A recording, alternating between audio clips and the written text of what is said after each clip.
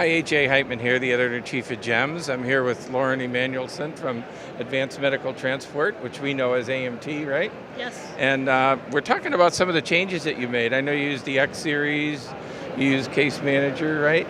And also the impedance threshold device. So why did you make those changes? We started back in 2014 when we started to register in the CARES database, and we noticed that we really wanted to make a change in our community. And so we took some time to look at our data, and we realized during some CPR challenges that we weren't as good as we wanted to be. So we really started to step up our game and really start to look at data to see where we needed to make changes. So when you added the rescue, when you added the impedance threshold device, did you notice a big difference? We did notice subtle changes over the years. So our story kind of started back in 2015. We did a Take Heart America workshop, and it really got everybody energized, and we had a lot of enthusiasm early. And at that point in time, we decided that we became part of the Case Review Premium team, so we could really look at all of our department's data and feedback and see where we needed to make those changes.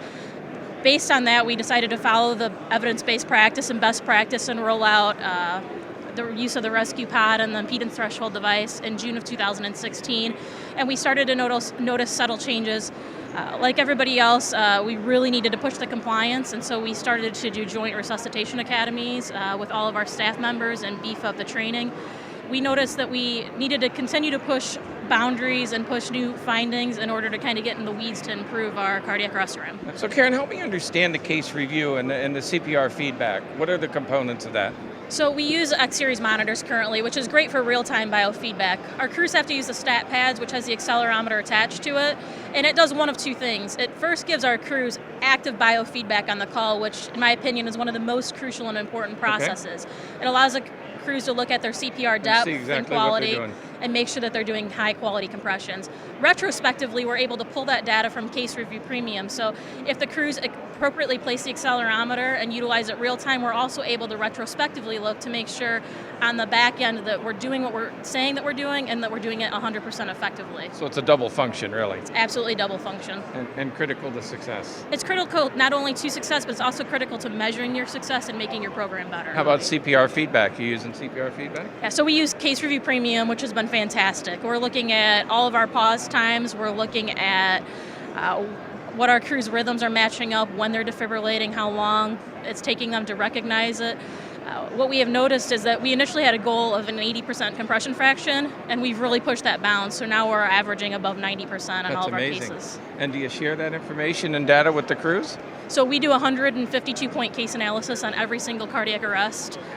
We meet administratively as a team along with our fire department in our area once a week, and we talk about all of the trends that we find. So we look at all of their data, we match it up with their EPCR reports, and we try to figure out what areas we need to trend as a company as well as in the community in order to get better. So we utilize that to drive our community quality improvement program. I also understand you made some changes to your airway protocol.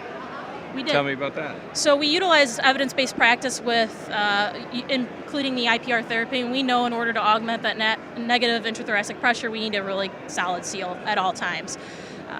We looked at our medical director approved the iGel in 2018, and so we really needed to prove, was the iGel something that we wanted to move forward with.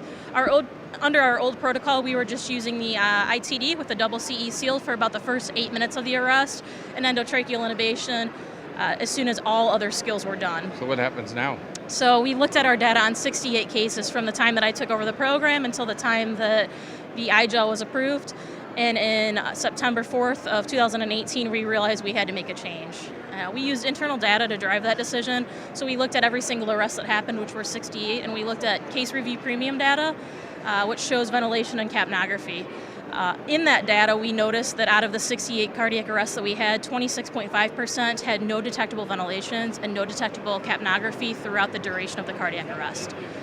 What that told us internally was that we were not providing those patients with a good seal. So they were losing all of the effects of IPR therapy, which completely makes sense. If you ask anybody ventilating a patient, right, how does a patient ventilate? It's normally good because the bag squeezes easily. And so we were able to not only show our crews that data as a teaching point for, hey, we really need to pay attention to capnography during the arrest, but we were able to show that 26% of our patients lost the benefit of IPR therapy. So what's the current data? We're still in the process of measuring the current data, but what I can tell you out of those 26% of the patients, we measured that to our ROSCs in every single patient. And out of those 68 patients, we had 24 ROSCs total, and only one patient had poor ventilatory seal throughout the entire duration. So we definitely have seen an increase in IPR usage and an increase in capnography, because now not only are we utilizing the data to drive that process, but we also are using it to teach it as an airway system instead of just independent components. So our crew members are able to put the system together and then insert it. So you're a believer in the technology and the equipment. Believe in the technology, the equipment, and the ease of teaching that technology with equipment to our baseline level providers. And involving them in the process is important. Involving them in the process is crucial. If they don't buy in the process, they're not going to be compliant. Okay, well, a big shout out to AMT for all of the hard work that you guys do, and thank you very much. Thanks for having us. Sure.